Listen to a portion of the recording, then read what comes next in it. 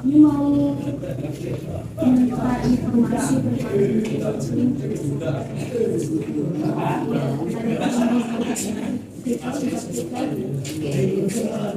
Masalah apa aja sih yang bisa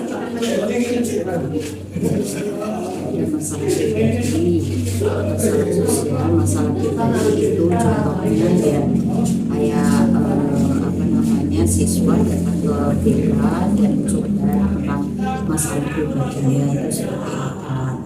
Terus juga masalah sosial, masalah sosial itu berkaitan dengan pertemanan bisa, konflik antar teman bisa.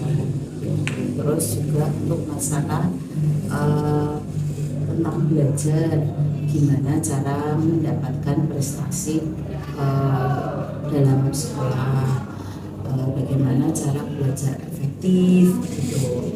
Terus kemudian juga tentang karir. Tentang karir ini juga nantinya kalian setelah lulus SMK mau kemana atau mau melanjutkan di apa gitu. Banyak sekali yang bisa ditangani oleh BK. Lalu bagaimana upaya Ibu untuk menangani masalahnya?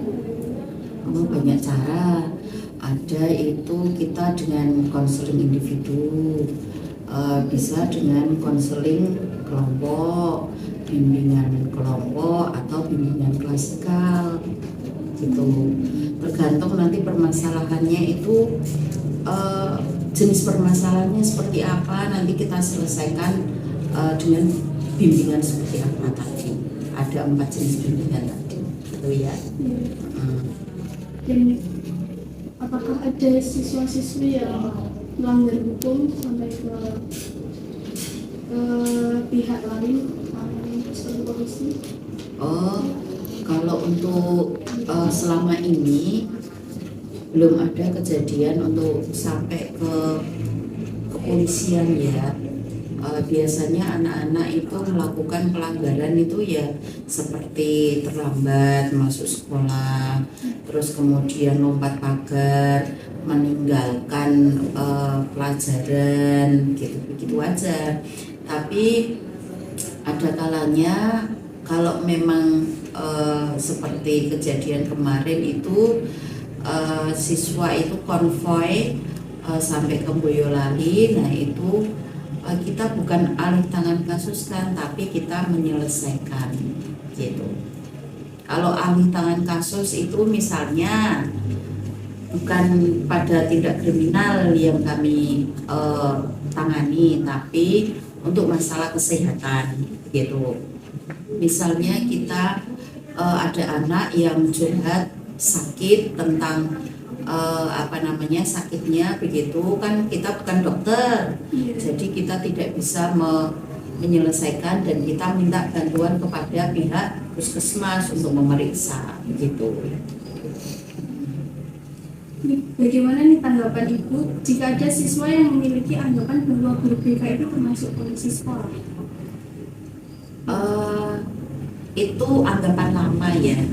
Nah kita untuk menghapus anggapan itu ya kita melakukan bimbingan pendekatan kepada siswa, ataupun kayak Bu Deni kemarin membuat artikel yang diterbitkan oleh website sekolah itu tentang apa toh sebenarnya siapa toh BK itu. Nah Bu Deni jelaskan buat artikel di situ, nanti kalian bisa lihat gitu ya di website sekolah kita.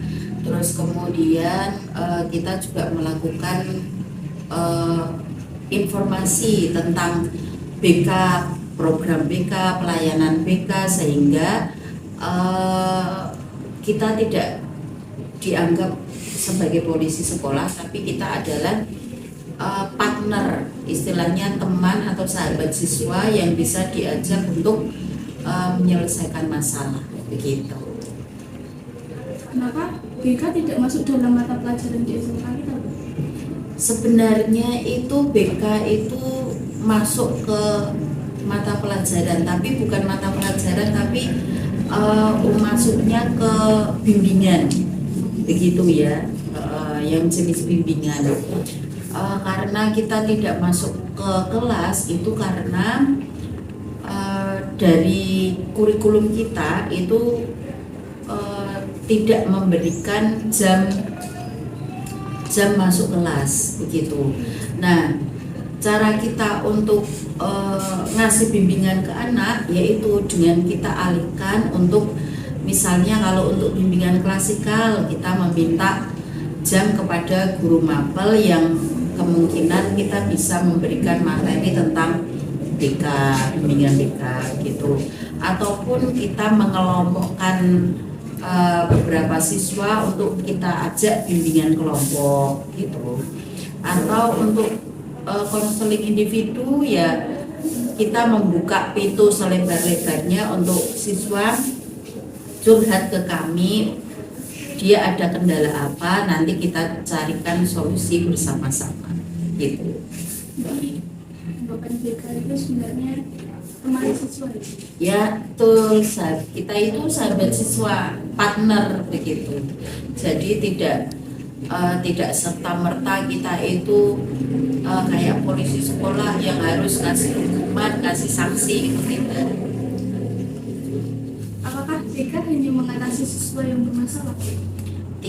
Tidak selalu gitu ya, tidak selalu kita mengatasi yang bermasalah. Kita juga yang berbakat pun, siswa yang berbakat kita bimbing gitu, kita kasih bimbingan. Misalnya contohnya kalian mau mengadakan lomba LKS atau lomba Popda, itu kita juga ikut pendampingan di situ.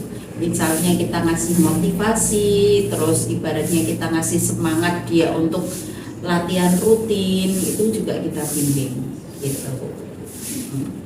Makasih ya Bu. Oh ya. Ini ada pertanyaan yang mungkin masuk pribadi buat Ibu. Oke. Gimana sih perasaan Ibu saat menjadi guru BK? Saya sangat senang ya, soalnya itu karakter kritis saya. Pertama saya itu juga ingin dekat dengan siswa. Terus pokoknya itu enak, siswa itu curhat ke kita begitu tuh kayaknya kita bisa membantu tuh ya, senang aja menjadi guru BK karena itu sudah passion saya gitu. Berarti dari dulu cita-citanya sebagai guru BK apa? Kalau dulu itu pada saat saya seusia kalian itu pertama itu saya tidak mempunyai cita-cita untuk jadi guru. Tapi karena saya kan backgroundnya itu saya dulu kuliahnya itu kan ngambil psikologi ya. Nah psikologi itu kan juga 11-12 dengan guru BK dan bisa menjadi guru BK begitu. Ya satu karena saya sudah memilih profesi jadi guru BK dan sebagai seorang yang profesionalisme saya juga melaksanakan dengan sebaik-baiknya gitu. Apakah permasalahan siswa mengganggu mental dan mempengaruhi kehidupan Ibu? Maksudnya kayak permasalahan siswa sampai ke bawah ke rumah dengan Ibu? Oh tidak. Soalnya saya pribadi bisa membedakan antara mana yang kerjaan, mana yang rumah begitu. Dan juga situasi rumah, misalnya saya juga tidak enak ada masalah keluarga ya saya tidak saya bawa ke ranah sekolah begitu. Kita harus bisa membedakan gitu. Akhir nih, apa pesan dan harapan untuk siswa yang suka melanggar aturan sekolah dan pesannya ya pesannya semoga diberikan hidayah ya untuk jadi siswa yang sesungguhnya begitu, mempunyai tanggung jawab siswa yang sesungguhnya, itu aja harapannya. Terima kasih ya. Ya. Menjawab semua pertanyaan dari kamu. Ya, semoga kalian tambah pengetahuan ya tentang guru BK, tidak hanya yang suka marah-marah atau apa, yang jadi polisi sekolah, tapi lebih dekat lagi dengan guru BK. Oh, kalau saya mau curhat, mau konsultasi, mau apa, silakan datang ke kami. Gitu. Nanti kita cari solusi bersama-sama. Itu ya. Terima kasih Bu. Ya, sama-sama.